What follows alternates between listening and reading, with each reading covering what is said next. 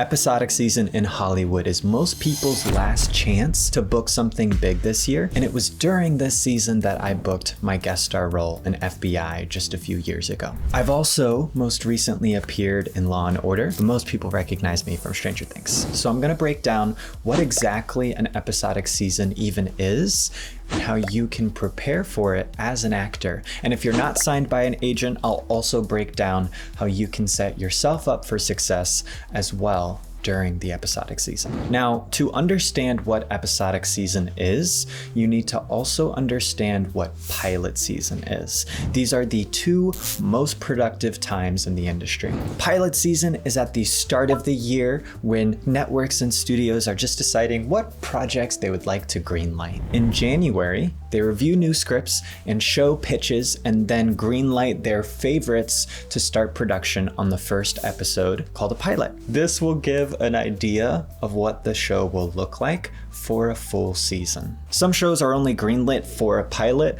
while other shows are greenlit for what is called a full series order. Typically, those will only just be established shows going for additional seasons or currently existing IPs that already have built-in audiences. And then late January and early February, all of the greenlight pilots and those full series orders start pre-production and specifically casting, meaning most actors will see an explosion of auditions throughout February and March, sometimes bleeding into early April. By the end of April, typically all of the roles have been cast, the pilots will wrap, and now we enter this processing period that slows auditions down. And then everyone freaks out because they don't know what's going on. Those full series orders will continue filming, but with all the roles already being cast and pilot episodes being sent off to private audience testing for the network, you're not gonna really see a lot of things going on, except for twiddled thumbs of actors unsure what the fate of this show will be. That's why April through June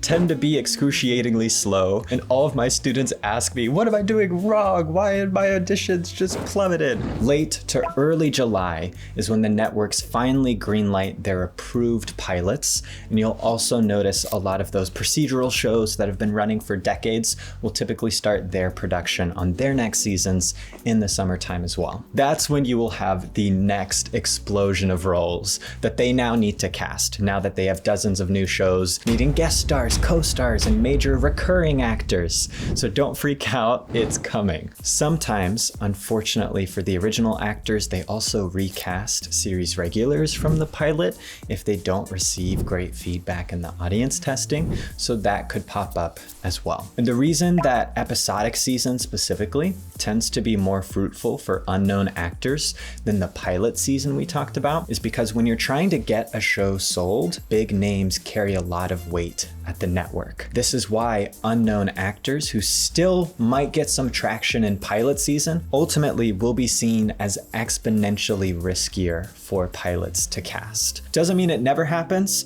you just have to be that much better than the actors with resumes to stand a chance. But in episodic season, the show has already been sold, and now they can feel free to hire lesser known actors without worrying about whether or not it will impact the success of the show. You'll also see a lot of new shows starting their production in addition to those procedural shows like NCIS and Law & Order. So all in all, you just have this explosion of roles for shows that are more likely to actually take risks on more unknown actors, now that the pressure of money is sort of off them. How can you prepare for this time is different if you're signed by an agent versus unsigned by an agent. Now I'll start with the actors that are unsigned because most of y'all watching this are kind of in that boat. If you're unsigned, the episodic season is going to be way too chaotic for you to try to get an agent, but you might find more self-submission opportunities through Actors Access than you normally would. So try to submit to some of those and just take the next 3 months really doubling down on your strengths and getting crystal clear on your typecast so that it's effortless to market yourself when it comes time to get that agent.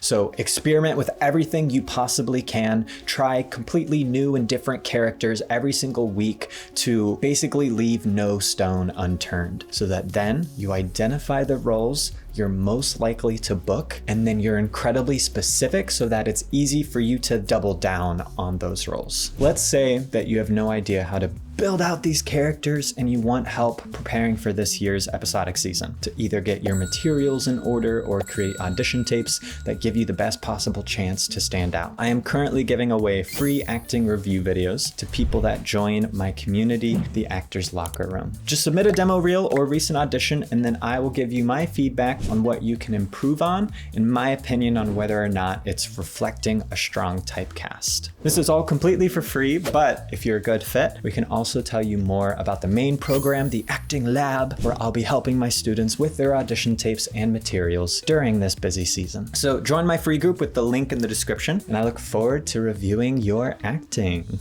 Create new footage that shows off those strengths. Update your headshots to show specific characters instead of just trying to look good. Go watch my headshot video because most of y'all are doing headshots wrong, and use this time as a kick in the pants to get your materials in order finally, because you have an actual deadline to get things done. The majority of actors that I personally know and that I teach typically got signed by their agent within the first few months after episodic season, because it's this period between episodic and pilot season where it is slow within the industry, but agents are trying to get unique, fresh faces they could use to have even more success in pilot season than they did the year before. Basically, you want to try to submit in October, November, and December, which is when you'll also see a little bit of an uptick in film auditions, because especially with it being fall season, which is perfect for so many seasonal movies, you will see a slight uptick in the holiday months, both in film auditions and in your likelihood to get signed by an agent. So if you're not ready by then, you'll end up having to wait until next May for the second best time to submit for agencies, meaning almost an entire year from when I'm currently making this video. Now, if you are signed, know that many times in my career, I have seen 5 auditions in a single week during episodic season. So take this time to train your brain to memorize quickly, because it is a muscle. The more you memorize,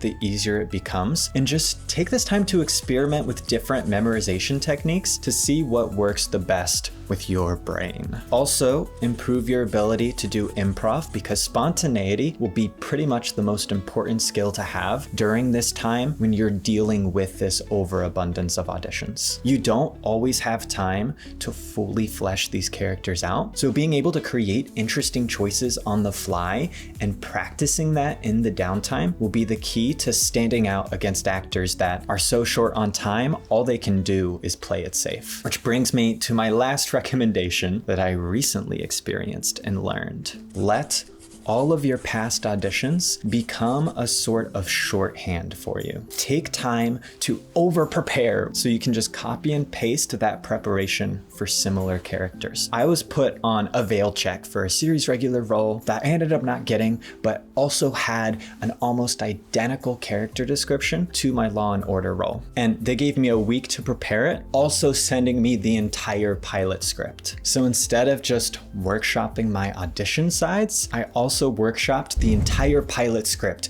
as if I had booked the role. A week later, when I got the lightning fast turnaround audition for Atlas, who again was practically the same character, I just copied my entire prep over. I just was the exact same person, made similar choices, just with different lines, and I booked the role. And I guarantee you part of it was how much more fleshed out I made this character with such little time, because I allowed my week of prep for the other role to in turn be the prep for this role. It would come across like I was lazy and half doing it, but in reality, I was being effective with my time. And know that your duty as an actor in the audition is to build unique characters with perspectives distinct to you, so that then you can get to a place where every audition can just become a blend of different unique characters that you've built out. And that in turn will make it feel more fleshed out than an actor that is just using the script right in front of them. It's the secret to quickly creating layers and nuance. And I frequently, because of the fact I audition for a lot of those dark,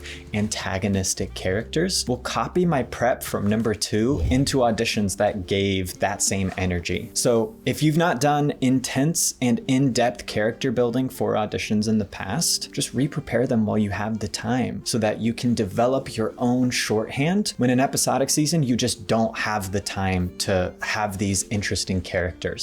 And it'll help you also get your memorization reps in at the same time. I recently played a stalker. So if you don't want me to stalk you down and hunt you down and force you with my own hands to subscribe with your own hands, then I recommend you go ahead and not just click that button, but put on notifications as well. Just subscribe. It's the easiest thing in the world and it's free, you know?